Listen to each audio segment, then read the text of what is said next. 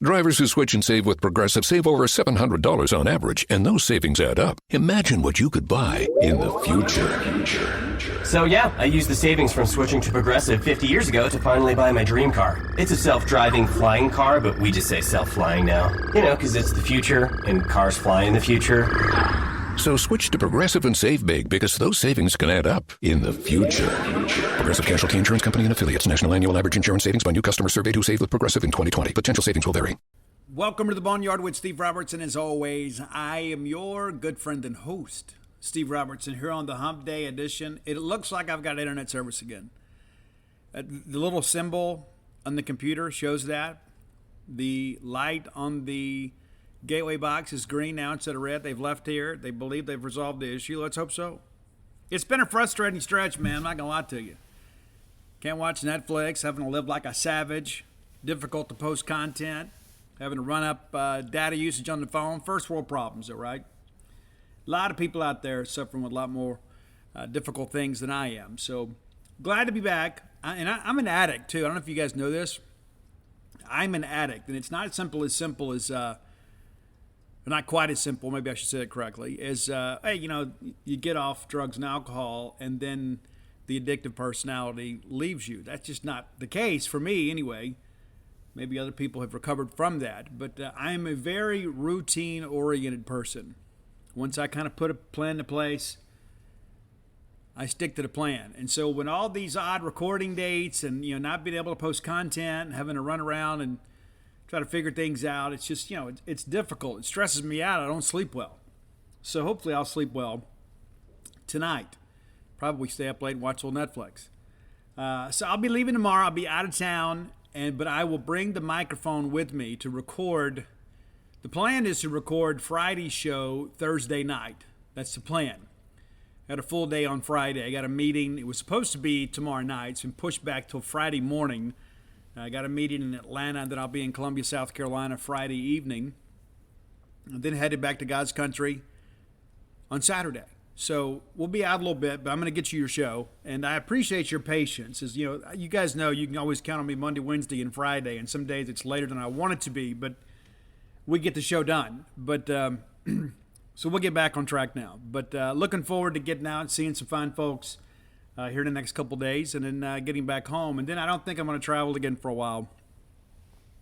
And I always say that, and something pops up. There'll be a great show or something, or there'll be a friend having some event. And I know that I'm going to go to Martin's next month and see my buddy Craig Carter's son Wiley's band called Twist. They had their debut show at legendary How and Mal's last week, and I was supposed to be there, but because of this internet stuff, I had to be here to deal with the tech on Friday. So I missed the show, and then they didn't fix the problem long term. And so here we are. But looking forward to going and seeing those guys. We used to have a great rock music scene here in the state of Mississippi. You guys remember Flinghammer, right? You didn't think you'd tune in today and hear about Flinghammer. But here we are. Corey, all those guys were fantastic. Thought those guys were going to take off. We had that CD too. I got it around here somewhere, called Mississippi's Dreamin'. You remember that? You got to be real old school to remember that. And I'm from the 1900s, right? So I remember those things. But we had this CD. I don't know who put it together. It was fabulous. And it was a lot of great bands in Mississippi that either had ties to Mississippi or were based in Mississippi. All contributed one song. And they put this compilation CD together trying to help everybody get record deals. And it's great. I don't remember the name of the band. It was a little more laid back than I usually listen to. But the chorus of the song was, "Let's ride down Highway 49, man." I can hear it. It's like, I don't even know who sang it. It was so great. But we used to have a great rock scene here in Mississippi. We did. And years ago, my friend and former guitarist for a short while, Clay Pittman, was part of Mississippi Music's Best Guitarist in Mississippi contest. You remember that? We're going old school here. And so Clay competed at Sharkey Shuck and Jow. They had the big contest there. And Clay, I think, made the finals of the statewide competition but didn't win it. I don't know who won it. But whoever did win it, I remember Clay said the guy deserved it. And they got some gear from PV and things like that. And it was incredible. So we don't have that anymore. So I'm happy to see some new blood And I'm going to get out and support them. I encourage you to support them. We've had some good bands in recent years. Of course, Bishop Gun from Natchez and Magnolia Bayou down there from Gulfport.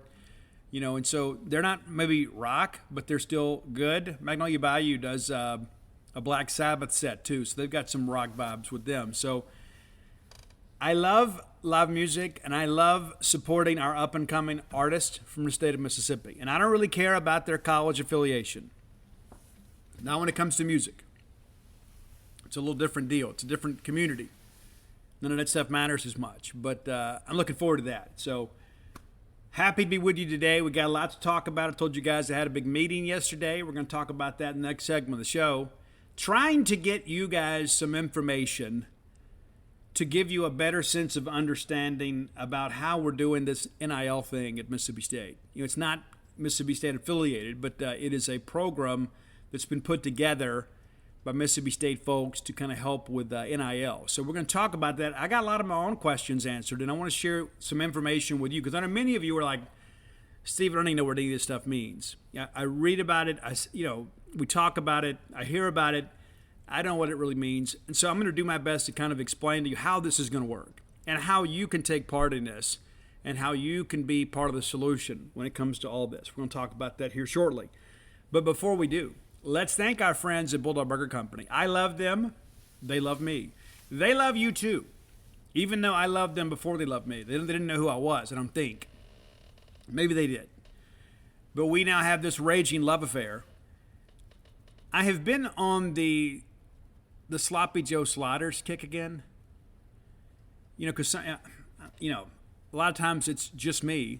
And so when I'm in a hurry for lunch, I want something filling, but not too filling, not overbearing, especially in this heat, right? You don't want to get too big a stomach, too full stomach with all this heat. But I've been on that Sloppy Joe sliders kick. I think it is a great portion of food. And, of course, you get the fries, you get the onion rings. And I do love the onion rings. It's weird. I don't like uncooked onions, but I love onion rings. It's an interesting dynamic. I'm in a riddle inside of an enigma. Great onion rings there at Bulldog Burger Company. And those portions are so incredibly outstanding. It's like when we go, I don't ever see anybody clean a plate. They get full. They eat a lot. They get more than their money's worth. But it's usually you're leaving something a little bit extra. I try to package it all up and bring it home. At least my dogs can have some French fries, right? Got to watch your cholesterol, I guess. But my point being, it is a great place to eat. The food is always spectacular. I had somebody yesterday I was talking to about some potential advertising. I said, you know what, Steve, I listened to the show, and I've even tried the pimentology. They had a little difficulty saying it. But pimentology add bacon is probably my favorite on the menu. So go by and check that out. It'll put some hair on your chest now. You put bacon on anything, it makes it better, right? Be sure and go check them out now. 3 great locations to serve you. University Drive here in Star Vegas, Gloucester Street there in Tupelo, and the newest one, Lake Harbor Drive in the Ridgeland Flowwood area. Be sure and go check them out today. Bulldog Burger Company, the place where people go to meet. MEAT. All right, so I sat down yesterday and I broke bread with some friends that are involved with the Bulldog Initiative. No, Steve, what's the Bulldog Initiative? Well, it's our NIL, collective, I guess what you would call it, But the Bulldog Initiative is basically in place to help with NIL issues at Mississippi State. Now, you read a lot of this stuff on the internet, and, it's really like they exaggerate the differences, right? You only hear about, this kid's getting $9 million to go to Miami to play quarterback, and I still don't believe that. But you hear about that, and I think in many respects, people look at that and say, you know what, Steve? We're never going to be able to compete at that level, so why even bother? Well, that's the wrong line of thinking, in my opinion. It's very wrong. And so before we even go any further, before I lose you, those of you that are anti-NIL, I was not anti-NIL in the format that it was originally presented to us. You remember that? You're going to have your quarterback go out there and do an ad for the local car dealership. Your players are going to be able to make some money off the sale of their jersey. That sort of stuff. What we've got is a lot different deal. But here's the deal. We don't get a do-over. Now, at some point, there will be some legislation and protocols put in place to kind of give some greater parameters to this deal. But we've got to swim in the water in which we live until that time comes. But many people are like, Steve, hey, I don't believe in NIL. Well, it's, as my friend said yesterday, it's kind of like gravity. Whether you believe in it or not, it's here. It's here. And if you're anti-NIL, in many respects, you're kind of hindering Mississippi State's ability to compete. And maybe you didn't tune in today to hear that, but that's the reality of the situation. You say, you know what, I don't believe in NIL. Okay, cool. We got to work with the people that do. Because our opponents, they believe in NIL. They do. And for a while there, they were a lot more organized than us. And after having this meeting yesterday, and listen, I've been very positive about the Bulldog Initiative since I have learned about it and learned about some of the individuals that are involved.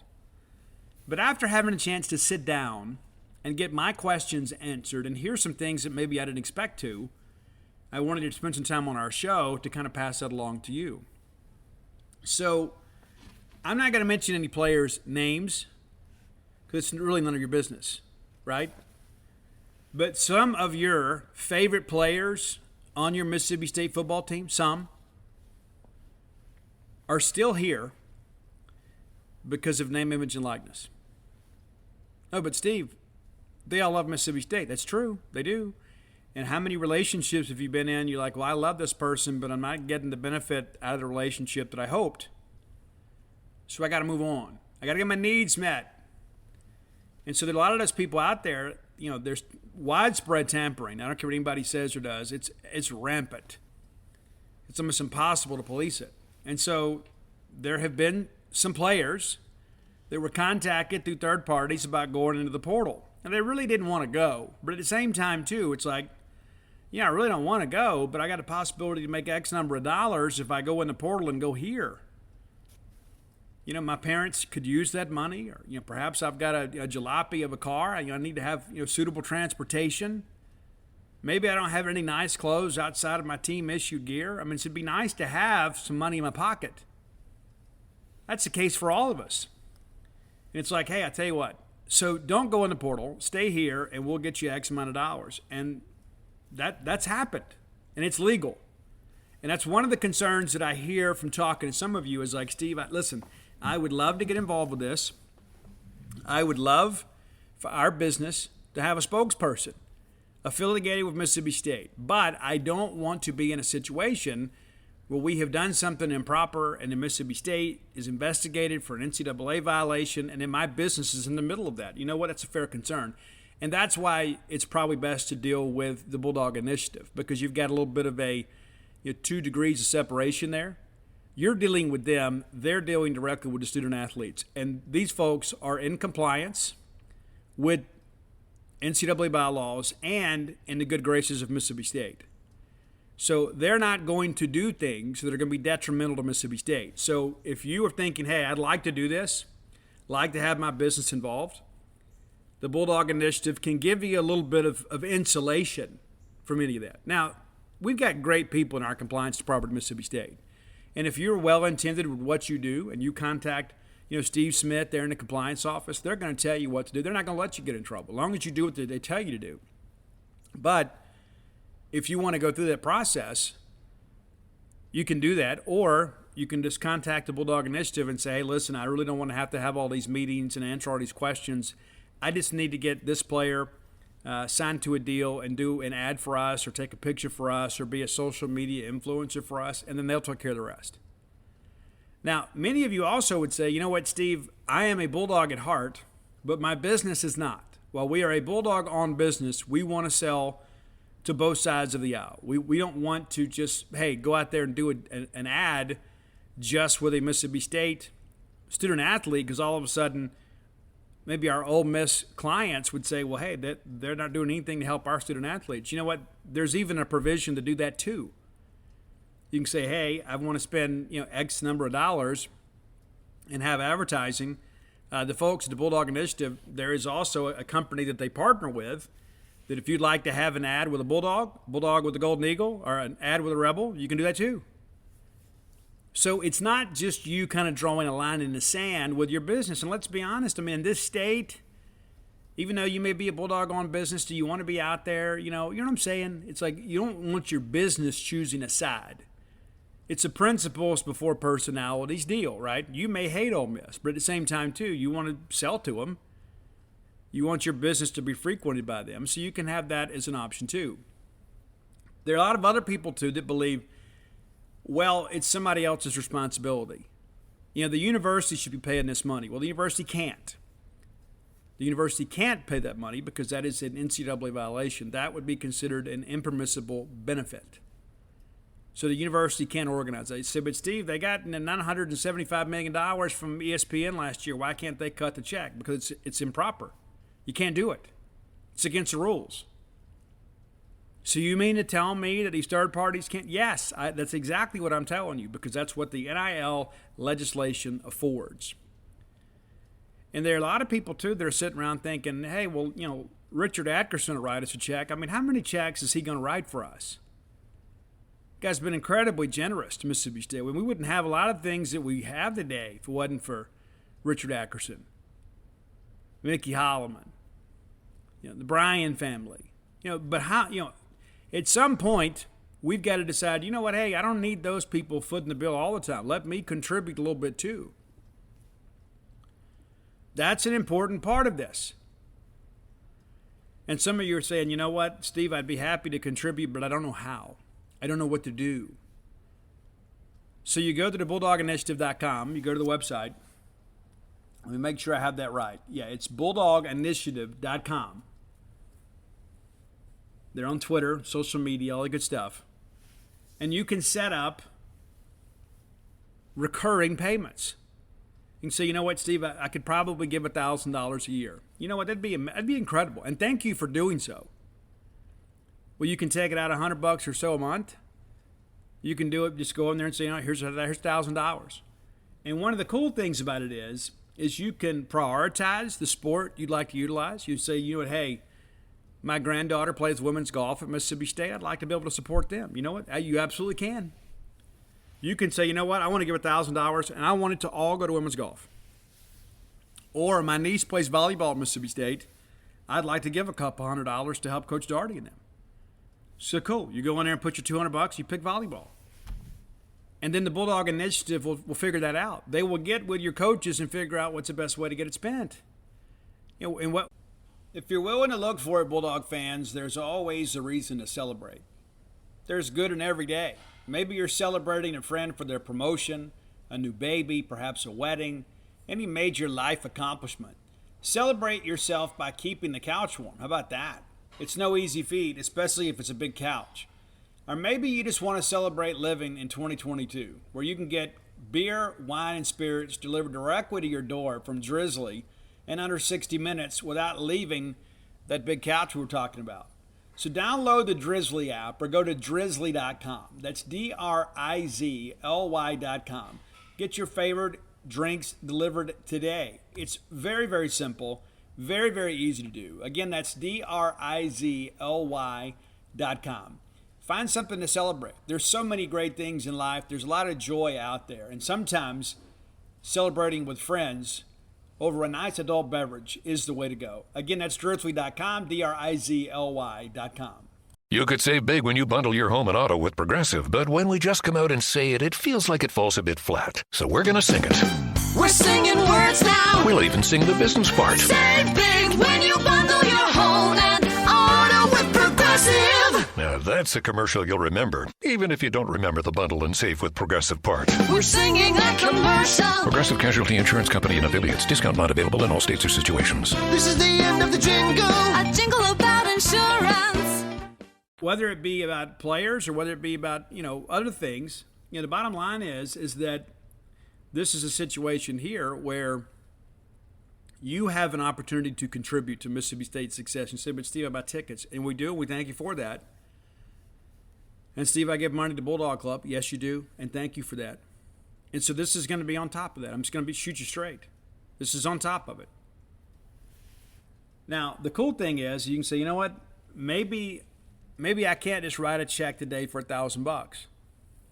So you go to bulldoginitiative.com, and I'm going to do that while we're on the phone, because I'm on the phone on the show here. And so you pull it up, and it says Bulldog Initiative, and it's got this great little splash screen, and it shows Will Rogers and Luke Hancock and some of our student athletes. And then it explains a little bit about athletes. Those are the ones that have signed with the initiative.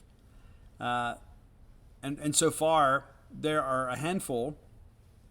You got Maddie Anderson, goalkeeper, Luke Hancock, Anastasia Hayes, Hunter Hines, Jed Johnson, Jaquilia Jordan, Will Rogers, Tolu Smith, Rebecca Walk from, I guess it's volleyball, and Nathaniel Watson and Tyrus Wheat. So you have those athletes that are already a part of the initiative. There will be more. And then when you get to about kind of what we do and who we are, it explains all of this in much greater detail than I can do it. But it's a very easy to navigate website. And so let me give you kind of the brief thing here for what we do. The Bulldog Initiative, LLC, supports Mississippi State University student athletes by assisting them in monetizing their name, image, and likeness rights. In pursuing these goals, the Bulldog Initiative engages directly with select MSU student athletes and works to connect those athletes with outside marketing opportunities. Whether you are an individual looking to support MSU student athletes or a business hoping to take advantage of a cost-effective opportunity to use Bulldog athletes in your marketing efforts, we have opportunities for you to join the initiative. The Bulldog Initiative operates in compliance with NCAA policy and the laws of the state of Mississippi. It's very important. Very, very important. So you go to the website, and at the bottom there, at the top and the bottom, there's a tab that says Support the Initiative. And that's where you come in. And here's the deal, too. I think it's important to understand this. No donation is too small. None. I learned yesterday that we have some new alums, people that graduated and already gotten their job. And so, you know what? Hey, I can give $25 a month. That's all I can do. I'll set it up, and I'll pay $25 a month. And you say, well, Steve, over the course of a year, that's just $300. That's what they can afford to do. And all of a sudden, if you have maybe 100 of those folks, you start putting that money together. Well, wait a minute. Now we've got 30 grand. And so all of it matters. All of it matters. So you go to the Support the Initiative, and down at the bottom, there are 4 tabs. They're important. Donate monthly, donate quarterly, donate annually. And then there's Manage My Existing Account. So you can go in there and you can decrease your annual or your monthly or quarter donation, or you can increase it. And so let's click on Donate Monthly, because maybe that's the best thing for you to do. And you can log in there. You put your email address in there, and you kind of get going. So I've plugged in my email address. I hit the Continue button here, and then there's all this stuff here. There's a monthly plan application. The Bulldogs Initiative monthly plan allows participants to select a monthly contribution that will automatically renew until they cancel by the participant through the member portal or emailing info@bulldog.ms. So you put all your information in, and most of it's going to auto-populate, and you set up monthly, quarterly, or annual donations. And you can say, but Steve, I can only give $100 a year. Okay, well then go in there and then make your donation there and be done with it.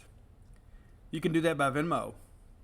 And if you scroll down the page on the Support the Initiative page, you just hold your phone up there, and you can just send your $100. So I am not one that gets on here and begs for money. We'll sell some products from time to time, but this is not about me. This is not about Mississippi State per se. This is about your student athletes. And it's not just about recruiting. That's what makes the headlines, is recruiting. Oh, well, this guy's getting an NIL deal. Well, in some respects, most of them are. But it's also about player retention. Now, the circumstances are a little different. But like Malik Heath has transferred from Mississippi State to Ole Miss. And I believe he's enrolled up there now. And so how difficult is that going to be? Now, Malik didn't leave because of NIL stuff. He didn't.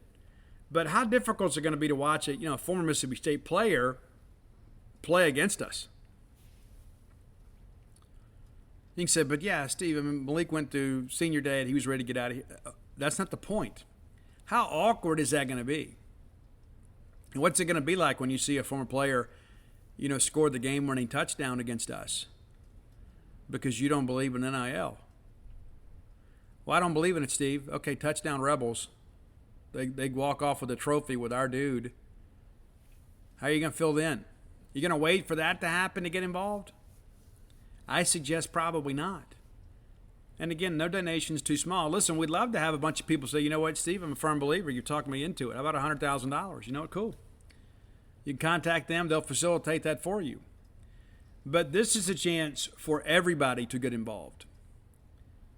Now, I'm not going to sit around waiting for Mickey Holloman and those guys, you know.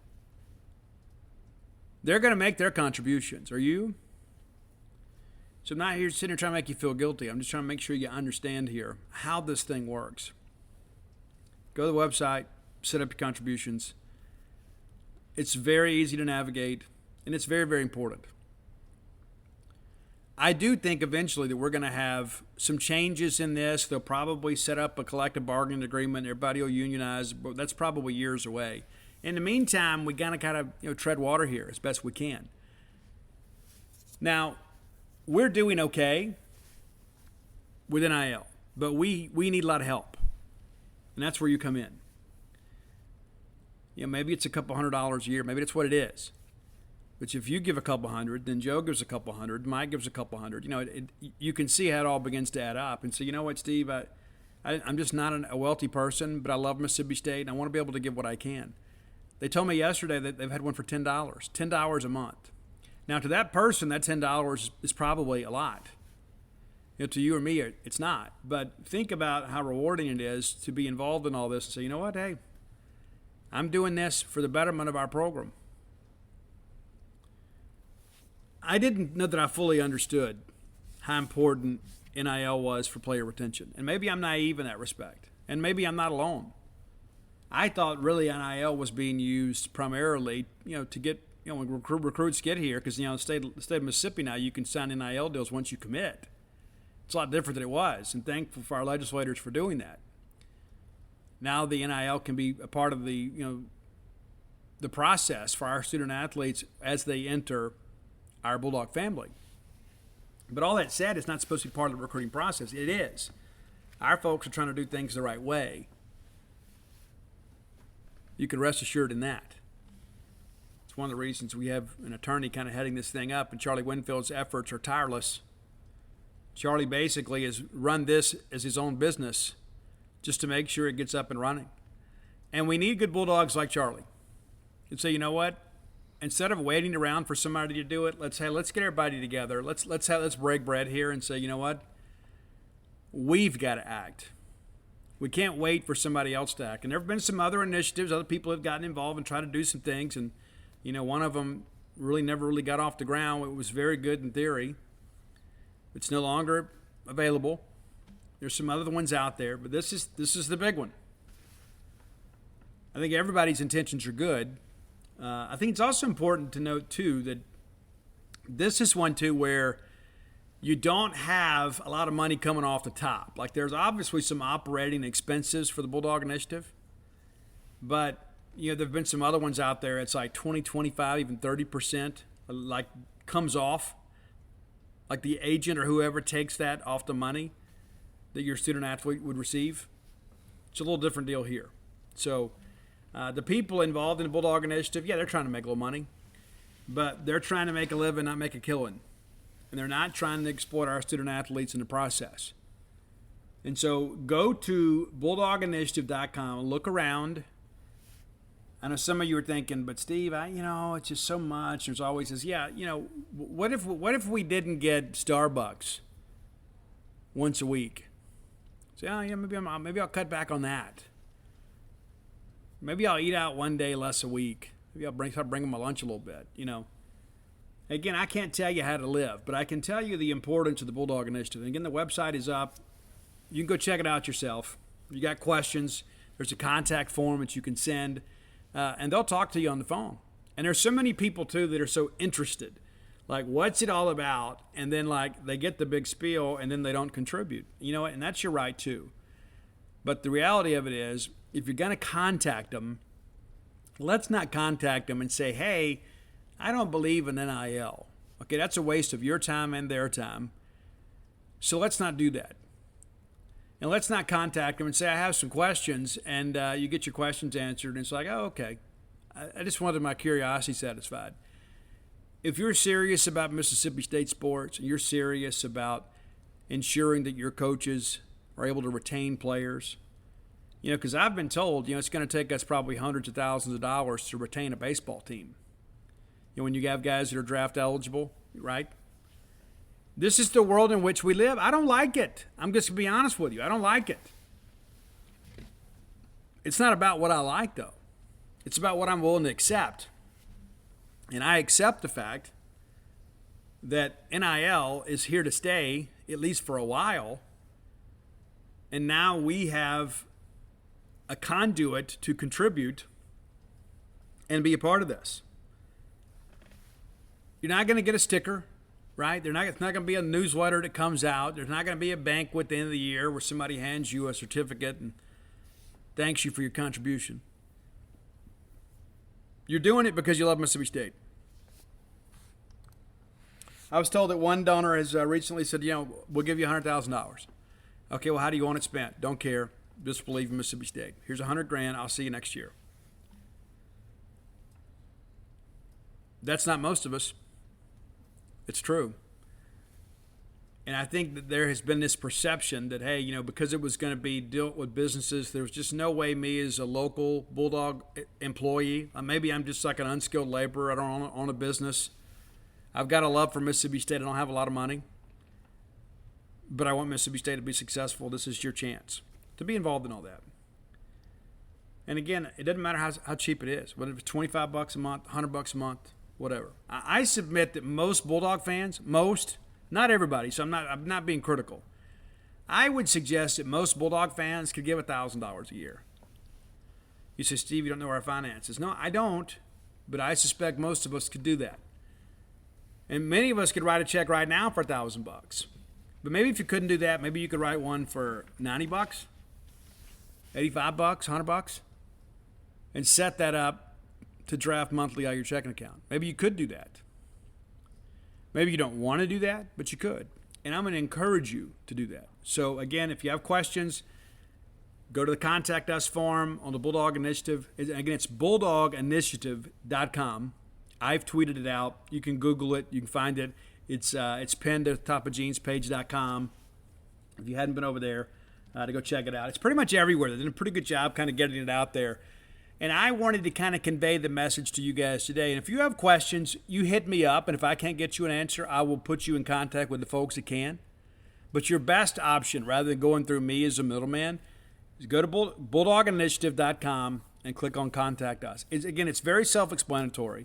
But I would like to hear from those folks, let's say Monday, all of a sudden we had this big spike, and it was Boneyard listeners that were to say, you know what, hey, Steve, I can give $20 here. I can give $1,000 there. Bulldogs from all, walks of life can be a part of this. And again, your reward in it is you're supporting the team you love. So again, I encourage you to support bulldoginitiative.com.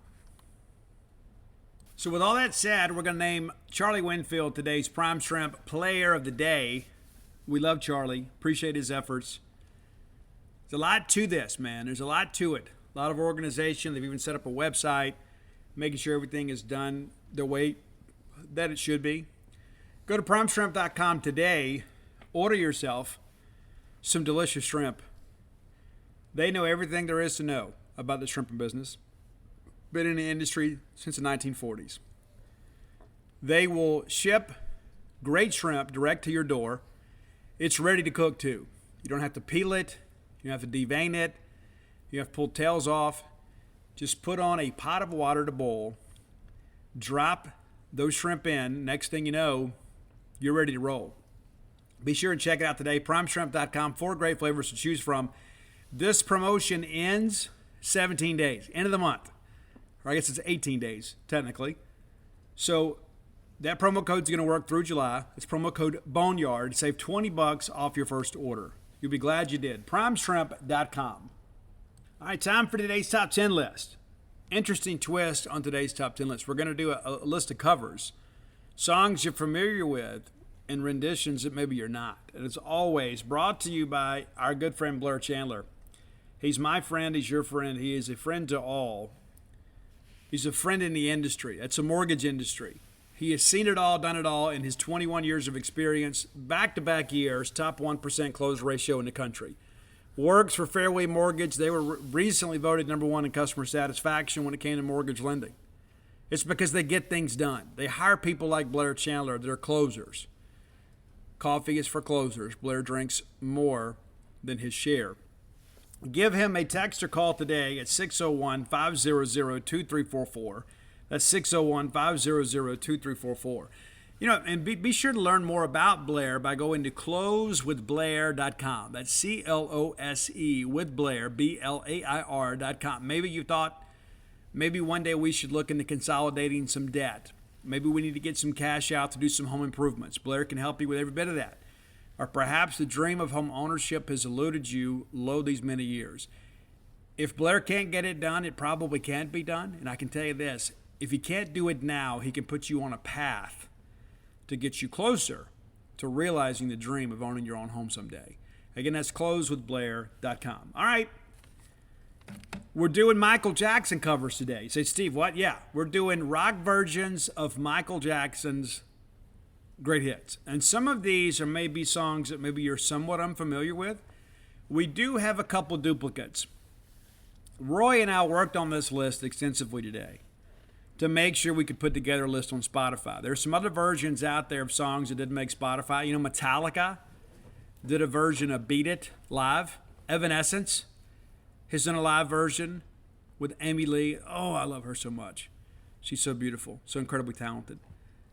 Of Dirty Diana. It's incredible, but it's not available on Spotify. So we didn't include those. So those are your honorable mentions. So let's get right to it. Number 10, a band that I had never heard of. Maybe you've never heard of either. It's a band called Goth Minister. And they're a little bit cheesy. That's not true. They're a lot cheesy. And they try to do this over the top, kind of like dress all sinister and everything. And they do kind of a darker version of Thriller. That's your number 10 song. Number 9, and maybe you didn't know this. While Michael Jackson had a huge hit with this song, it was originally demoed by Toto. And they actually contributed to the recording of Michael Jackson's version on Thriller. That's the song Human Nature. And there is a live version of Toto performing that song. It's going to be on your list. Number 8, a band that I first learned of because of their great song Buddy Holly. It's the band Weezer. They're still around, which kind of surprises me. They got a pretty cool version of Billie Jean, too. Pretty cool. Number 7, and I always think about that song, you know, what's the name of that song? The Fall Out Boy track. I'm not going to dig into that. But the one about, Thanks for the Memories and all that stuff, that's a good track. And then My Songs, Know What You Did in the Dark. It's a great tune. We used to play that at Davis Wade Stadium. They got a pretty cool version of Beat It themselves.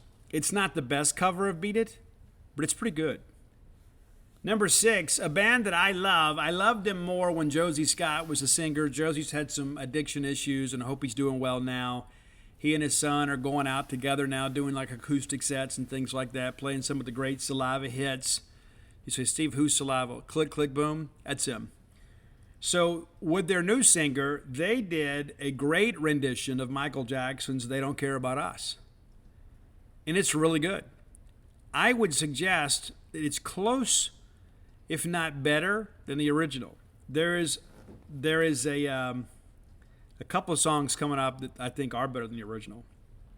So my favorite rendition of Beat It, the best cover, came out a few months ago. It's from a great band called Ashes to New. If you don't know them, check them out. My favorite tune from them is My Name. I love that song.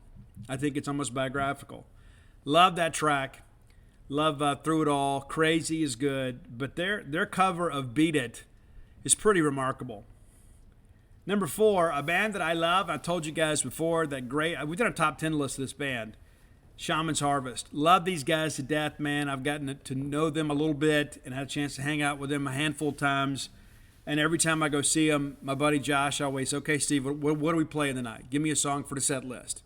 It's great, man. They're a great band. They love their fans, and usually when they go play shows, they'll go out and kind of have a beer with everybody and kind of hang out. Just great guys. They, on their great album, Smoking Hearts and Broken Guns, they cover Dirty Diana, and it is absolutely phenomenal. And they kind of blues it up a little bit. It's somewhat true to the original, but they've kind of made it their own tune. Number 3, and I love these next 3. I don't know how you could argue once you hear them. Now, the number 3 is off 3 Days Grace album, Transit of Venus. And it is the only cover that I've been able to find of this Michael Jackson song. Now, the original track had Slash on it. And the video itself has got Slash and those guys on stage and the bass player from Living Colour. It's Given to Me by 3 Days Grace. This version, the 3 Days Grace version, is better than the original. Adam Gautier absolutely eats this vocal alive. It is phenomenal. I can't oversell it. If you like 3 Days Grace and you're unfamiliar with that song, put it on. If you dislike good straight ahead rock and roll, put it on. Number 2, I would be remiss if we didn't mention the late, great, legendary singer-songwriter Chris Cornell. His stripped-down version of Billie Jean is just haunting. I love it. I think you will love it too. Be sure and check it out. Chris Cornell's Billie Jean. You probably have heard it before. It's remarkable. But number 1, though, because I am a rocker, and I venture to say this is the biggest hit for this band. It might be the only hit for this band. But when they did it, I think it may have come off like a gag initially. But once they got serious about it, I think people were like, dude, this is serious. It's Alien Ant Farm's Smooth Criminal. The guitar on this is so great. I mean, it's pretty basic, but like the playing itself, how clean and tight it all is, it's great. And it puts a completely different, light on the song. And they do the yelling and that kind of stuff, the Michael Jackson mannerisms and things like that. But that's your top 10.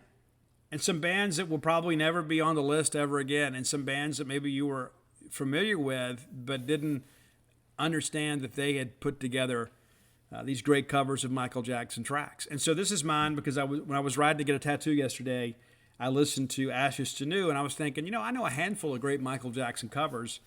I wonder how many there are. And there are a ton, and most of them are not good. There's some artists you just don't mess with, right? I know there's a lot of people that have some varying opinions of Michael Jackson, and I'm not going to sit here and discuss him as a person. But as a artist, he was the king of pop for a reason. And, some people have dedicated complete albums to covering Michael Jackson songs, and most of them are just kind of like jazz or kind of acoustic and that kind of stuff, and it just really wasn't my thing. But all that said, it's pretty cool to see many of these bands that are very established and very successful kind of pay some tribute to Michael Jackson. So there you go. Michael Jackson rock covers. And you never thought you'd listen to Goth Minister a day in your life, but yet here we are. All right, next segment of the show brought to you by Campus Bookmart. I love Campus Bookmart. You will too. Great people doing a great job for a great fan base at a great price. Be sure and go check them out when you're in town. Go see their smiling faces, the lovely, talented Susie, Miss Kathy Brown, Miss Pam Minyard. The Bully Shop has been completely renovated. It's upstairs now, and I have not been by there yet. I keep threatening to go by. I haven't been able to do that. I did share some stuff on social media, how they have changed and kind of expanded. So the selection of Mississippi State merchandise has never been more plentiful at Campus Bookmart. Plenty of room to walk around and shop. So when you're in town on game day, go by and check those folks out. If you can't make it to town, let me encourage you, visit them on the World Wide Web, courtesy of Al Gore's Internet at campusbookmart.net. And by being a loyal Boneyard listener, we'll give you a phrase that pays. That is BSR, which stands for Beautiful Steve Robertson. And that gets you free shipping on all orders over $50. Any order less than $50, absolutely incomplete. A lot of people out there reading ads these days. Not a lot of them save you money. And there's one that does. Again, that's campusbookmart.net, promo code BSR. All right, while you were sleeping, former Florida State commitment, Chris Parson, decommitted from Florida State. Now, we talked about him yesterday, and I don't know that I could do these shows this length every day because I forget what I talk about, and I got to get out and live a little bit too.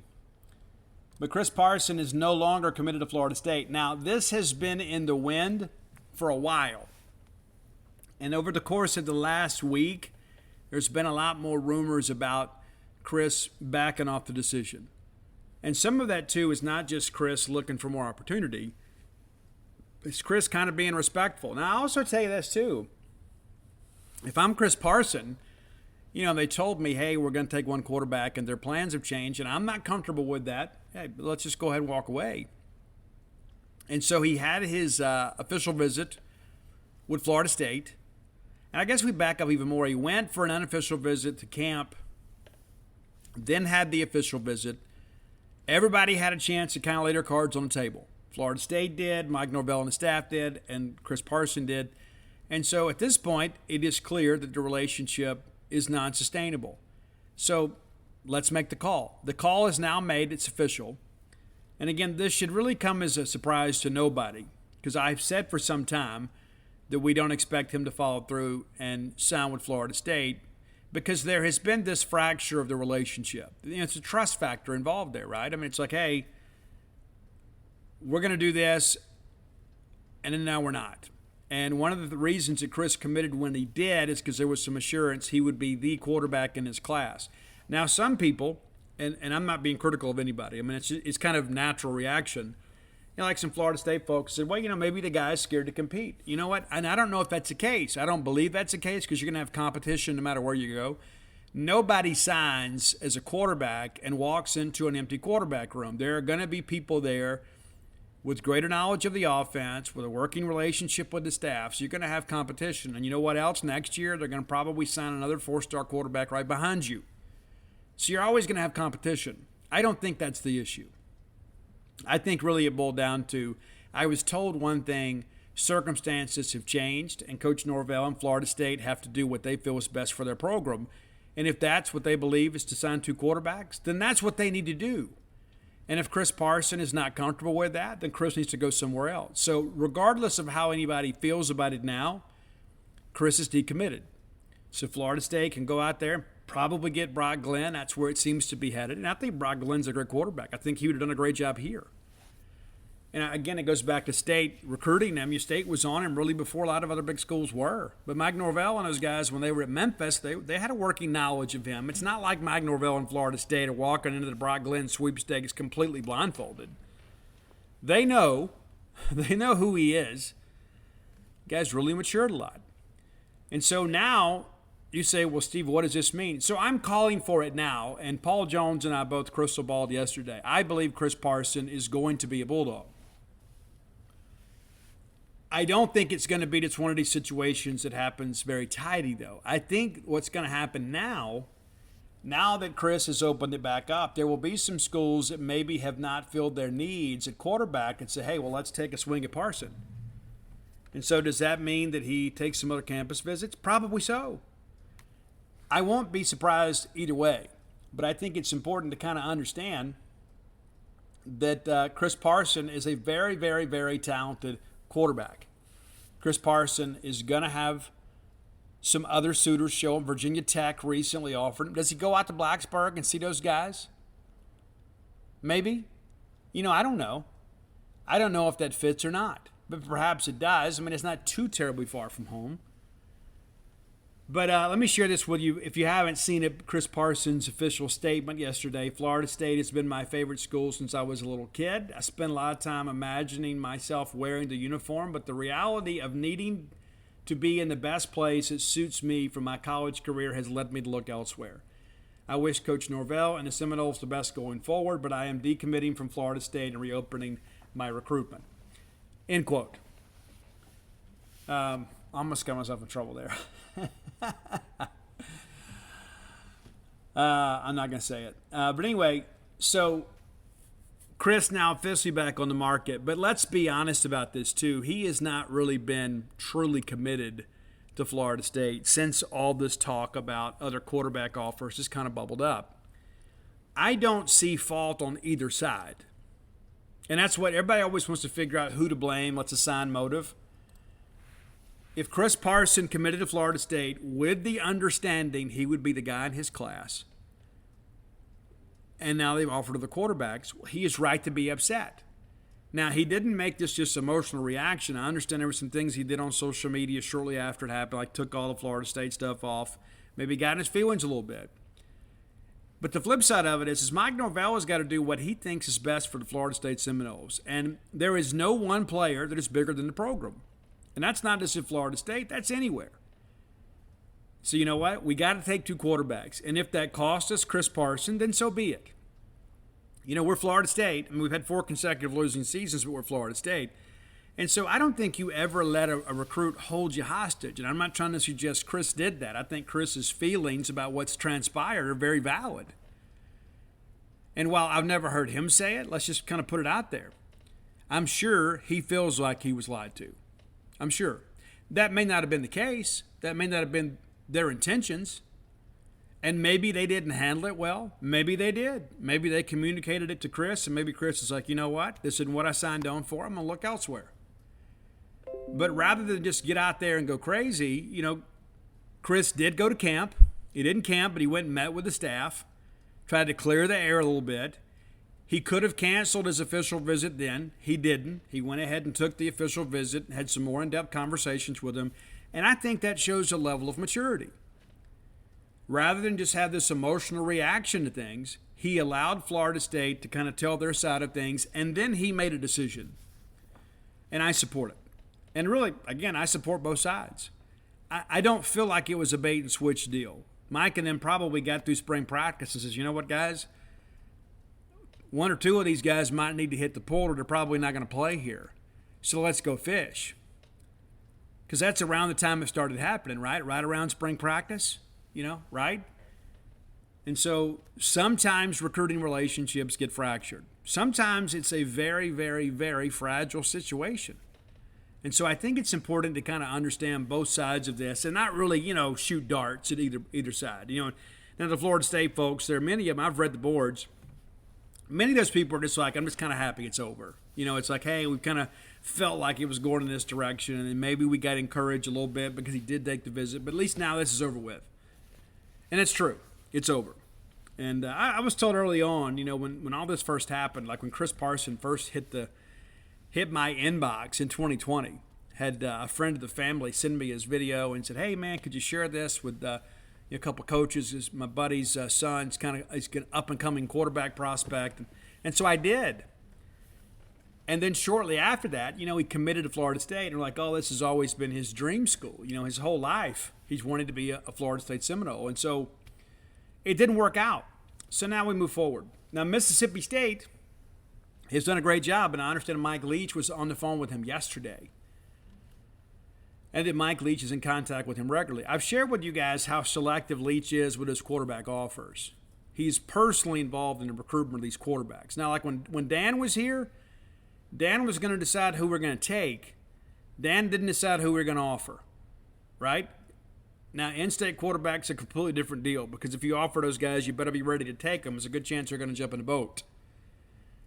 But a lot of times out-of-state guys would get the offer. Now, Dan wanted to see everybody throw, wanted everybody to come to Top Dog Camp, Big Dog Camp is what we called it. It'll always be Big Dog Camp to me. But so Dan would watch him throw and just kind of figure him out and get to know him as people. So Dan would kind of, you know, pick and choose. But Leach is a lot more exclusive when it comes to quarterback recruiting. You know, used to when Dan Mullen would offer a quarterback, well, he could expect 2 or 3 other schools to offer the next day because people kind of monkey see, monkey do, right? Well, if Dan Mullen wants that kid, then I want the kid. We run a similar brand of offense. So, hey, Dan can't take them all, but I'll trust his evaluations. And Dan did a pretty good job with quarterbacks when he was here. I think we could all agree, right?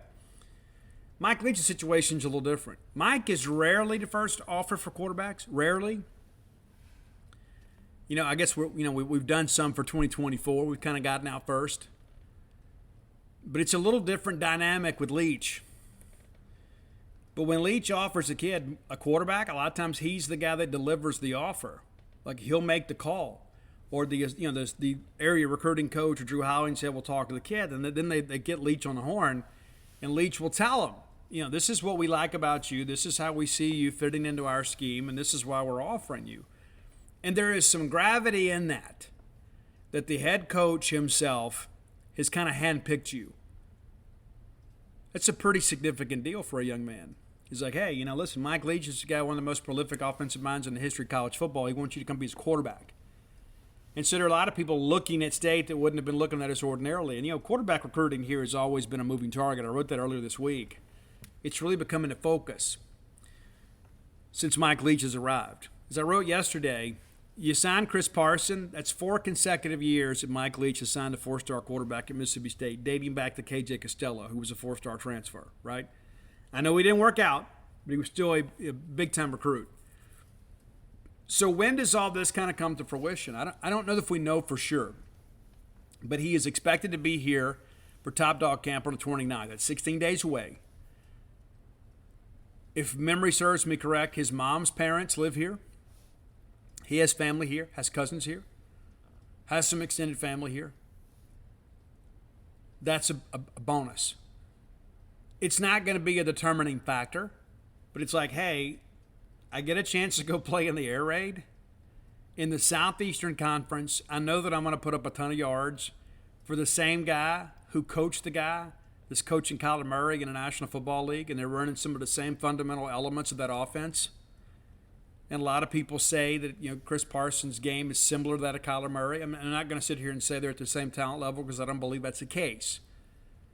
But the skill sets are similar, even though Kyler Murray obviously was a lot more refined at this point. But what's to say that that Chris Parsons not looking the same way after 2 years in a weight room, right? After 2 years on the field. But this guy's a difference maker. This guy could revolutionize the air raid offense. Because you look at what Cliff and those guys are doing with the Cardinals for Kyler Murray, it's like the athletic quarterback really changes the dynamic of how people defend the air raid. You got to be honest now. Now, those backers can't afford to just bail out. These guys have to be accountable. You put those linebackers in conflict, and you can pick them apart. And we haven't always had that. I think Parson brings that element. And then you look at what some of the quarterback State's offer for 2024. It just appears that Leach is maybe a little more agreeable to say, you know what, maybe we don't need a true dual threat guy, but let me get the better athlete that's very accurate with his passes. Now, there was a lot of misinformation from some of the media, too, about Mississippi State's recruitment of Chris Parson. And I want to I touched on some of it then, but I want to make sure that we understand it today. There was a lot of discussion that Chris Parson wasn't a take for Mike Leach at quarterback. Okay, that's completely false. That's completely false. Then there was some discussion that State was going to take Chris as an athlete and maybe move him to another position. That's completely false, too. And I understand that Chris does not fit the mold of the typical Mike Leach quarterback. And again, I think it kind of lends itself to innovation. It shows that Leach is like, hey, listen, if we want to win big here, we got to tweak things with our personnel a little bit. I mean, and again, I'm not being critical of Will Rogers. Will's not going to beat Chris in a foot race, okay? He's just not. That's just the reality of life. Now, Chris would probably beat Tyler Russell and Will Rogers handily in a foot race, and Will's going to beat Tyler. And I love Tyler to death. That's just not in his tool bag, right? And so as the game has evolved some, I think you're beginning to see Leach say, you know what, we've got to make some changes with that. I think that is very encouraging. I know a lot of people have said Mike Leach is very stubborn and set in his ways. But then you look at the brand of quarterbacks that he's looking at now, and that's not to say that he's been exclusive with this. I mean, Brock Glenn, not a runner by trade, right? You go look at a lot of these guys. Holstein's committed to Alabama, not a runner by trade. Pretty good athlete, but not a runner by trade. So you're still going to go get the Leach quarterback if you can, but they've become a little more open to taking that guy that when things break down or when somebody drops 8, he can just tuck it and go get you 5, 6, 7, 8, 9, 10 yards. And that's what you guys want, right? And so it's a step in the right direction. Now we got to get it done. Now, there have been some other schools I know that have kind of flirted around a little bit. I'm not exactly sure what Auburn's going to do. We felt like a month ago that Brock Glenn was headed to Auburn.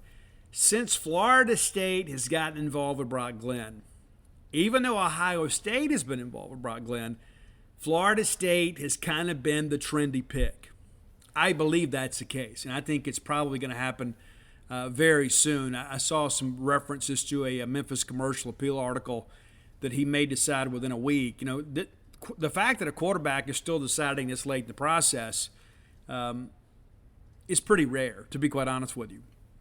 And people ask me, say, well, Steve, you felt so good about Brock Glenn. What changed? Well, he blew up, for one. I thought we were really close to getting a commitment. Then he started talking about taking visits. And here is when I realized that we were probably in trouble. He goes, okay, I'm going to take 4 or 5 visits, right? I'm going to go visit Oklahoma State, this school, whatever. Well, before he could take those visits, like Oklahoma State took a quarterback. And then another school on his list took a quarterback. So rather than seeing his list maybe shrink, we saw it expand. So you would think, okay, well, if I'm down to these 5 schools, including Mississippi State and Oklahoma State takes a quarterback. So then shouldn't I be down to 4 schools? Well, no, I'm still looking at 5. That told me he was not the Mississippi State lean that I think maybe we believed that he was. Because instead of him narrowing his focus on his list of schools, he continued to say, I'm going to take 5 visits, I'm going to take 5 visits. Well, if you're convinced that Mississippi State is the right place for you, then why do you need to continue to add to your travel card, right? Why do you need to keep getting punches on your passport, Brock? And then shortly thereafter, he gets the Auburn offer. His first name is Auburn. His grandfather, a huge Auburn fan. Looked great for Auburn. Then he gets the Florida State offer. Then he gets Ohio State offer. And so I cycle back to yesterday. Clearly, we knew what we were looking at with Brock Glenn, right? Clearly, we did. Because we kind of knew before these other big schools did. So we're on them. And we get no points for second place. There's nobody's going to call up Mike and say, Mike, hey, you get a free 2-point conversion that you can try at any point this year to win a ball game because you guys knew about Brock Glenn first. Brock came to camp last year, a good camp, and so. But this Parson thing is different. As soon as State got involved with Parson, people were thinking, well, wait a minute, why are we offering a Florida State commitment? If this kid is committed to Florida State, it's been his dream school. Why, as selective as Mike Leach is with quarterback offers, why are we involving ourselves in this particular situation? Well, just because there was a fracture. And we began to realize that, and I think everybody understood that Chris Parson was eventually going to open this thing back up. And, of course, you know how it works. There are people close to players before they decommit or before they really open things back up that'll reach out and say, hey, listen, would you guys be interested in Chris? He's considering looking at other options. And those things happen. They do.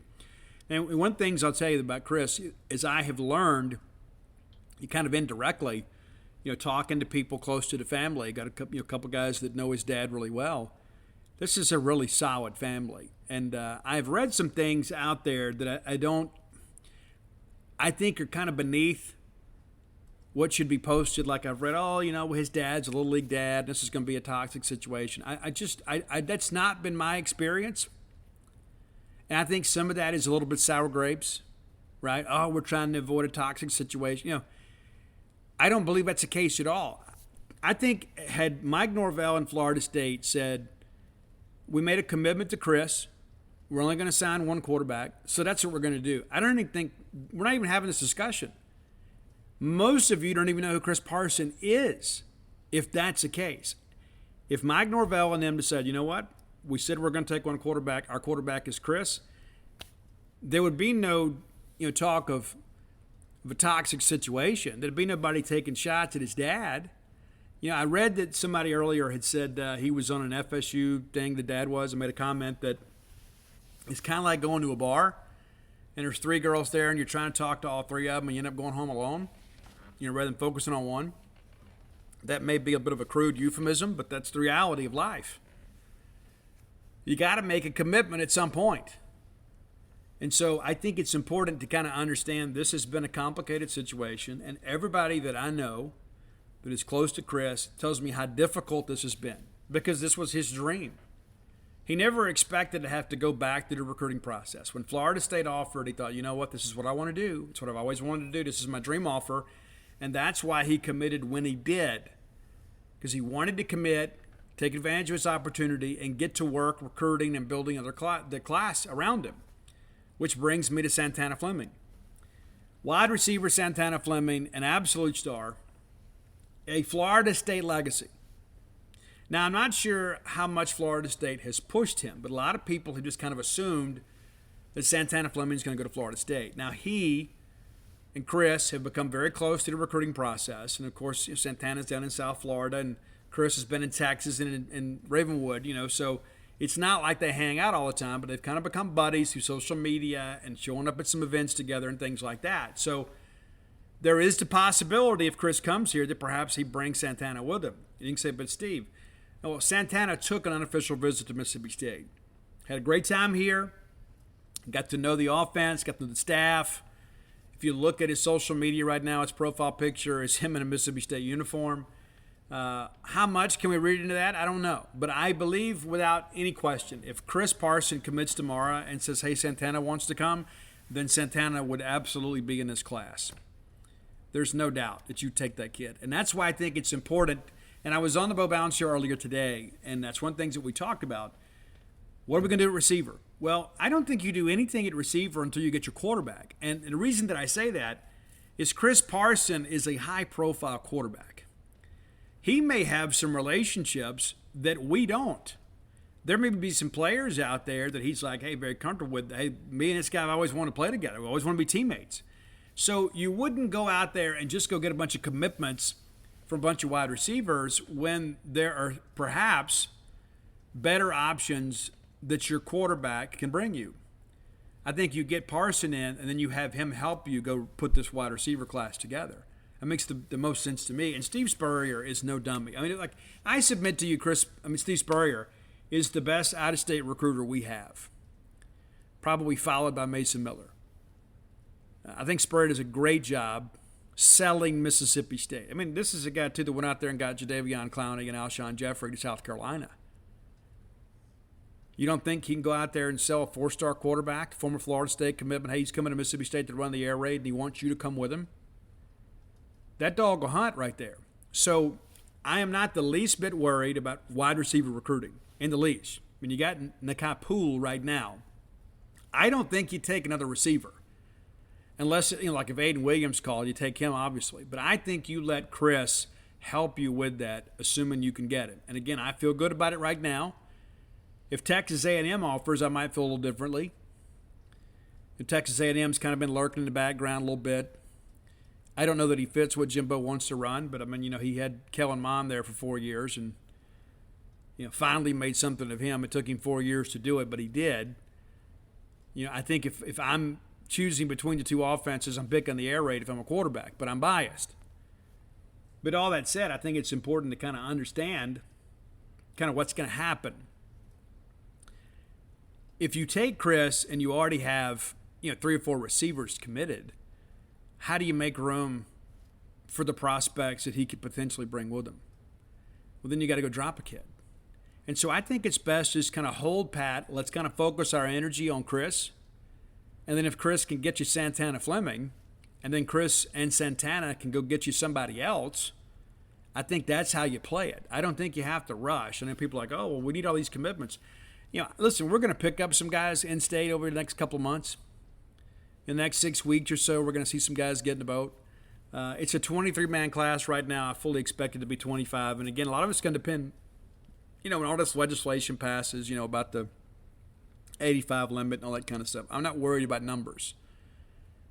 But I'm going to let my quarterback help me put together my wide receiver class. To me, that is good recruiting. And, what you'd like to do, ideally, is get your quarterback in and then help him build the class around himself. Well, we've been fortunate here in the last couple of years because we haven't had to take a quarterback this late. Will Rogers jumped in the boat under Joe Moorhead, never wavered at any point, right? And then you go out and you get Daniel Greek and Sawyer Robertson. Daniel got on the boat right after Mike Leach got here. And then you get Sawyer fairly early on, and then you've got a drawing card. Last year, Braden Locke, wanted to get out and travel a little bit. He's another guy that committed fairly early. And so this is a little different scenario because it's a little bit later in the process. But I really believe, once things kind of went south with Brock in Mississippi State, we had some other options. We could have went in that direction, but I think you pivot a little bit when a guy of Chris Parsons' ability becomes available. And again, that tells me that Mike Leach is a guy that's willing to stick and move a little bit. Rather than just say, hey, well, wait a minute, this kid's, committed to Florida State. He's a dual threat guy. You say, hey, listen, this kid's available. So maybe instead of us going and getting that kid that we had as plan B to Brock Glenn, let's go chase the star that wasn't available to us 6 months ago. Makes perfect sense to me. And again, I think this is going to happen. I think it could happen at Top Dog Camp, maybe shortly thereafter. I think, Chris also, too, once he makes the decision, I think that's it. I don't think this is going to be a situation where he is going to prolong any of this. I think once he makes a call, he's going to make the call, and that's going to be it. And as of the day, I expect him to be a Bulldog. All right, let's tune up for the final segment of the show, brought to you by Portico. I told you guys before, Brooks Bryan, a great guy, man. Looks like he could still play. I've joked with him before. He told me, he goes, hey, I think I got one at bat left in me. I said, well, then I'm calling a bunt because I want to see hustle down the line. We'll have the Jake Mangum effect, So let's talk a little bit about Portico. I told you guys many times, if I was moving to Starkville now, it's where I would move. I mean, that's not just a line. That's what I mean. I would love to be closer to campus. It's 1.1 miles away. I'm out here in the sticks, and I love it out here. But I would like to be closer to campus because sometimes I think, do I really want to eat today? Do I really want to drive all the way to town? That happens. It'd be nice to be near the action. But you're on the quiet side of campus, too, at Portico. I mean, you're 1.1 miles away, but you're on the back side, the quiet side, tucked up in a neighborhood there. So you have the convenience of campus without maybe the craziness of campus.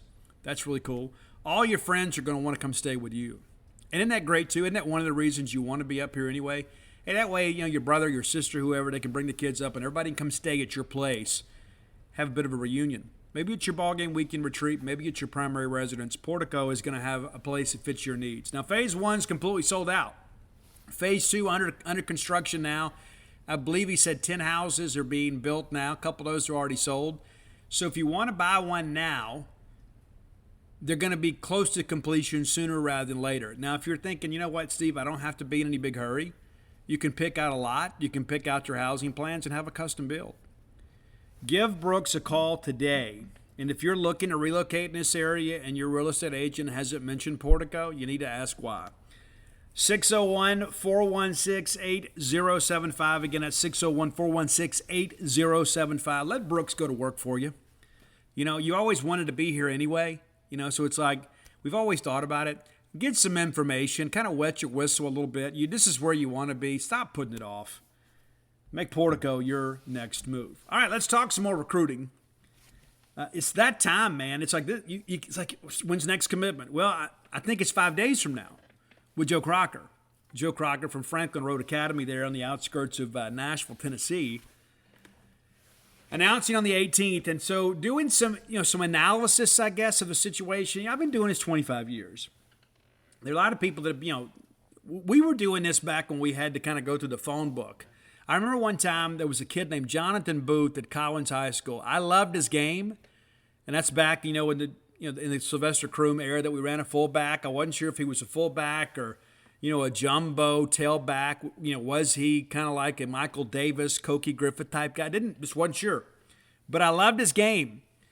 And this is like when very few people had social media. And so he didn't have anything on social media. And so I'm going through a Collins phone book and calling everybody with the last name Booth to try to get a hold of Jonathan Booth. And so I finally found somebody that knew him, and he goes, hey, yeah, here's their number. And so I called them. And so nowadays it seems like everybody has kind of jumped in. Again, I hate to be that get off my lawn guy, but there are a lot of people that consider themselves, experts in the industry that weren't around in the infancy of the industry, that we helped make this thing great. And so I appreciate everybody that's kind of come on, but a lot of people hadn't paid their dues. And so what we had to kind of depend on back then was learning to read the tea leaves. So let me share with you some things about Joe that I think, call this an expert opinion. And so let's go back and look at what's happening with Joe. So Joe took an official visit to Wisconsin, took an official visit to Mississippi State, took an official visit to Michigan State. Now, there are some discussions out there that Wisconsin might be full at offensive line right now. Might not be. I think part of that, too, is Joe is not interested in going there. Now, I could be totally wrong. I could be. But reading the tea leaves here, the thing that I've always noticed is, like, if I can't get a hold of a kid, I assume other people can't. But when I go look at his profile here, I mean, Joe Crocker is committing in 5 days. And there's not an article from the Wisconsin publishers. And you got to go back a ways. Yeah, I'm sitting here looking at the profile now. So if you think Wisconsin had any confidence it was going to be him,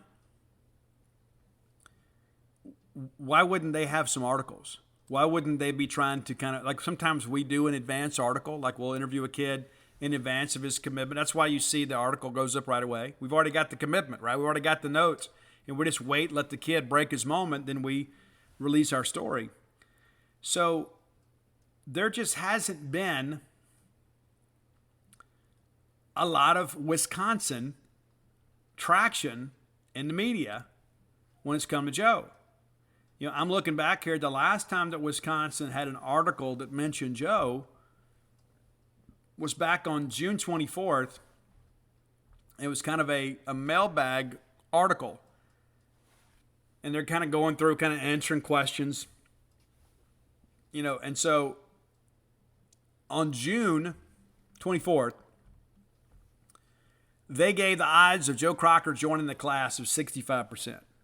I think Crocker's been the best OL on Wisconsin's board for quite some time. I guess this comes down to MSU or UW. Now, I'm sure he's referencing Michigan State because that's really their moniker, MSU. But there wasn't an interview with the kid. Now, I've got the kid's phone number. He'll answer your texts and calls. So why hasn't Wisconsin had a story with him? You know, and it's not like our Wisconsin side is just a ghost farm. You know, they interviewed him back on June 5th after his official visit, but they haven't interviewed him since then. So what does that say about their chances? Now, Michigan State had an interview with him after his official visit. But looking at their last reference of him in an article, and usually if there's an article, I mean, you know, it's not like a message board post where you kind of put speculation and guesswork and things like that. So they kind of handicap it like this. Crocker named the top three consisting of Michigan State, Mississippi State, and Wisconsin, took official visits to all three schools in June, has a July 18th commitment date set. There have been rumors that Wisconsin is full and will no longer be taking another O-line in the class. If those reports are accurate, it's actually a two-team race. Michigan State, Mississippi State. Right now, Michigan State appears to be monitoring the decisions of some other top priorities and should have a good feel whether they have room for Crocker prior to his decision date. So again, reading the tea leaves here, if this report is to be believed, now that we're getting to the approaching decision date, now it's like, well, I don't know if we're going to have room.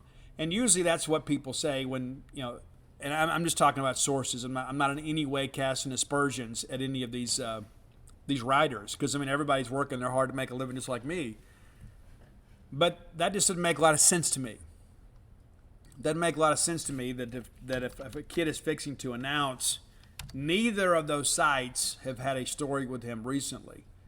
Now, we had one, you know, when Paul and I have had several updates, you know, with him. Steve Wolfong from the network had a short article with him back on July 2nd about the actual announcement date. When I interviewed him, he told me, you know, he had a date in mind, wasn't quite ready to share that yet. So looking back here, you know, a couple weeks ago, interesting little article here about kind of buy or sell crystal ball trends. And this is a good idea for an article. Maybe we'll adopt this too. Is what about Joe Crocker to Wisconsin? The crystal ball at that point had 67% Wisconsin, 33 Mississippi State. I was the 33. Wisconsin felt really good about Joe Crocker out of that official visit the weekend of June 3rd. Michigan State appears to be slow playing Crocker. The thought was a 3-star offensive tackle will end up in the Big Ten, but now there's some noise around Mississippi State. Would have thought this is a recruitment Wisconsin should win given their track record with offensive linemen. Crocker has spoken highly of offensive line coach Bob Bostad and the player development in Madison. His relationship with the Bulldogs might be just as solid, plus there's an opportunity for early playing time. I haven't moved my crystal ball prediction, but I am less confident than I was earlier in the month. You see what I'm saying? So there's a reason these guys aren't picking up the phone and calling this kid. I think we all know why. I think because we all realize that he is headed to Mississippi State. Now what's interesting, we talk about those crystal ball trends. The guy that wrote those last two articles for Badger 247, our Wisconsin site, the guy's name is Evan Flood, does a great job. He recently changed his crystal ball pick from Wisconsin to Mississippi State. The lone holdout is Steve Wiltfong, and he made his pick for Wisconsin back right after the visit to Wisconsin. He picked Wisconsin with a conference level of 6. So now there have been 4 picks made. Our Michigan State people have not stepped in and offered a prediction. But Paul Jones and I both have Mississippi State, and now Evan Flood, our Wisconsin publisher. So that makes me believe Wisconsin's not the factor, because Evan Flood obviously would have suggested otherwise. So you start breaking it all down and you start kind of putting all this together in a picture here, and all the recent crystal ball picks have favored Mississippi State. Now, one of the things that I go back to is that, one of the things that Joe told me, it's a long way from home. Talking about, he was getting ready to go visit Michigan State, and he was like, during the summertime, that's a long way from home. And he said that is kind of off the cuff, and it's true. When you're from Nashville, you can get to Nashville in, 4 hours or so from Starkville? Your parents can come to games in Nashville. It's kind of equidistant between a lot of the teams you're going to play. Parents got a chance to come to the ball game. It's like you look at the Chris Parson thing, too. If Chris's parents want to come to every game at Mississippi State, they don't even have to get a hotel room. They can stay with the grandparents, right? And so I think that is something, I think geography is going to play a big deal in this. And it's kind of like we talked about before. It's easy to be committed to a school way out of state in June.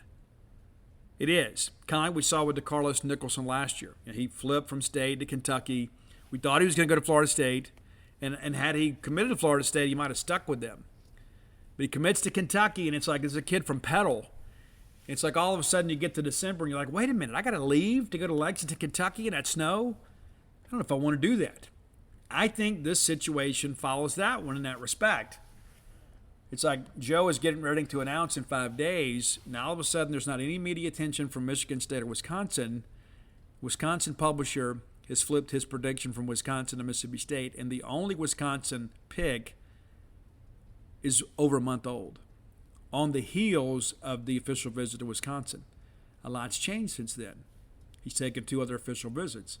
So again, kind of reading the tea leaves here, I think it trends maroon, and we'll see how things go.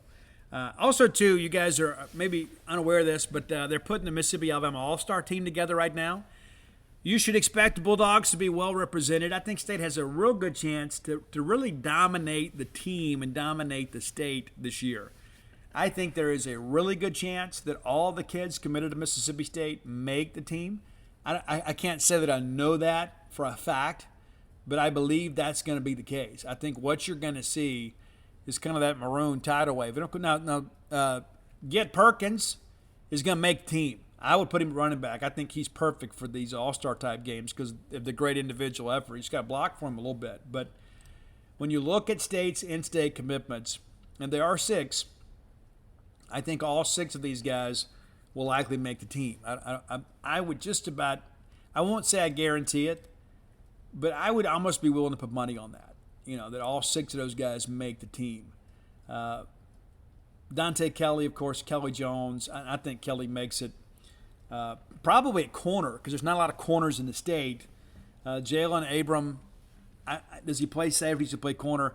I think he's easily one of the top 5 defensive backs in the state of Mississippi, so I think you got to take him. Joseph Head is a phenomenal edge rusher. And Malik Ellis and Ty Jones. Ty Jones, one of the biggest athletic freaks in the state. And Malik, I mean, to me at this point, there are 2 SEC linemen, could potentially be a couple more as we kind of get into the season. But I think you're going to see State very well represented in the Mississippi-Alabama All-Star game this year. I think when it's all said and done, the majority of the kids that commit to an in-state program are going to be either State or Southern Miss kids, because Ole Miss has kind of abandoned the state, and that's not me taking a shot at them. It's their strategy, but it's a pretty good year in State. We don't have the headliners maybe that we haven't had in recent years. I think initially I thought it was going to be a good year, maybe a pretty good year. I think we have the ability for this to actually be a really good year, maybe not a great year, but I think we have a really good year, and I think that's good for Mississippi State. I think when you have the Jeffrey Simmons and the A.J. Browns of the year, D.K. Metcalf in one class, it brings all these out-of-state schools into Mississippi. And it's like, oh, well, since I've got to go to Starkville and Oxford and Noxubee County, well, let me run down to Meridian. Let me get to Hattiesburg. Let me get to Oak Grove. So I think what happens is you don't have as much competition for players 10 through 20, whereas in years past, you would. So the headliners sometimes are a good thing from a ranking standpoint, but also, too, I think it brings more hooks in the water. And so this is a good year, I think, for State. And again, I think this could be a difference-making class, but I think many of the difference makers may come from out of state. I think we're going to fill just about all our defensive needs in State. You may have to go out there and get an interior defensive lineman, either from junior college or from the portal. But I think outside of that, I think you can fill your needs. I think you feel good about what you've got at DB right now. You're not done. I wish we would take another swing at Jaleel Fleming from Vicksburg. I like that kid a lot. I think that would help with Caleb Bryant too. But the reality of it is the process is still unfolding. I think State's going to do really well. And I think, again, it's a Mississippi first mentality. There's some kids that I would have offered sooner than we have, and there's some kids that we haven't offered that I would have. I think it's one of those things you have to go get. You know what I'm saying? I don't think it's a situation where you can just feel like, okay, well, we can finally get to those kids. I think we got to be first. That's just that we've got to be first. It's our kids. It's our state. And listen, I get it. You got to be ready to take them. And if there's some kids, maybe you want to see them run. I understand that too. But the tape doesn't lie. The tape doesn't lie. And I think it's important that you understand that. I still look at this Quindarius Jones thing, the kid from Meridian. I kind of blame myself a little bit too. I didn't know more about him. The kid commits to Florida State. Everybody's like, wait a minute. Oh, that's him. The first time I saw this kid in person, I'm like, holy smoke, how in the world were we not his first offer? You have to be first. And and that's one. If I can say there's one thing that I can be a little bit critical about our recruiting approach this year, is there are a couple guys out there we should have got out first. Absolutely should. Like Dante Dowdell, and a lot of people are like, Steve, the kid's committed to Oregon, probably not going to stick. I think if Mississippi State had pushed him early on, he would have committed to Mississippi State. And I've gotten that on some authority. I think State waited around and the situation kind of soured, and I don't know that you can kind of cycle your way back into it now. I think the bridge is burned in that respect. You got to get out first. When you've got a guy that's a no-doubter, listen, I get it. They say, well, is he a running back? Is he a linebacker? Well, the same for Ty Jones, right? Is he a running back? Is he a linebacker? Is he a defensive end? But you took him anyway because you know he's a great football player. You got to go get him. You have to. And then you supplement out of state where you're maybe deficient with the in-state talent pool. Like we don't have a quarterback in state this year that I believe is a bona fide SEC guy. Now, you could make the case for Howard, right, for Mac Howard. He's committed to Utah. I like his game. I thought early on, we might go ahead and offer him and get that thing done. We didn't. I don't know why they didn't like him. But you know what? I'm not going to question Mike Leach when it comes to quarterback offers. Look at what he's done. He knows what he wants, and if he had wanted Mac Howard, he would have got him. He would have offered him. Not going to sit here and guarantee the kid would have committed, but I think when he's at Heritage Academy and you offer him, chances are you're going to get him. But we didn't. for whatever reason, and I'm not being critical of that. Again, I'm not going to question Mike Leach, but when I look around the state, I look at some of these other guys out there, and I understand there's some guys you want to work out and see where they fit position-wise, but when you've got a guy that's a difference maker, you got to get out first. And that's one of the things that happened with John Hevesy sometimes. And listen, John was a great offensive line coach for us. I think a lot of John Hevesy. I really do. Wasn't a great recruiter, though. One of the things that would happen with John sometimes, it's like, well, I want to recruit this kid, but I want to see him in camp. Well, you could offer him and just not take the commitment, right? You could offer the kid and say, hey, man, you got the offer.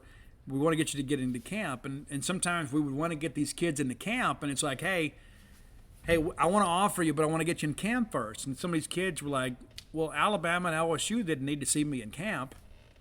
They offered me. So why would I go to camp at Mississippi State when I've got offers from Alabama, LSU, or Auburn, or whoever? And so that bit us sometimes.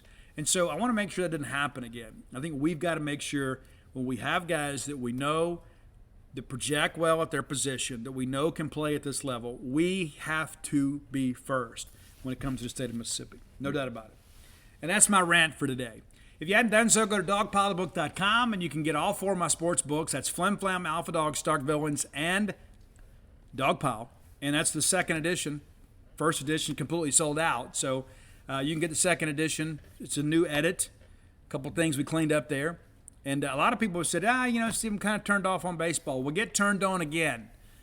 And remember that we won an AFL championship. Go get you a signed copy of Dogpile. Buy it in great bookstores, but you can get it personalized from the website if you'd like.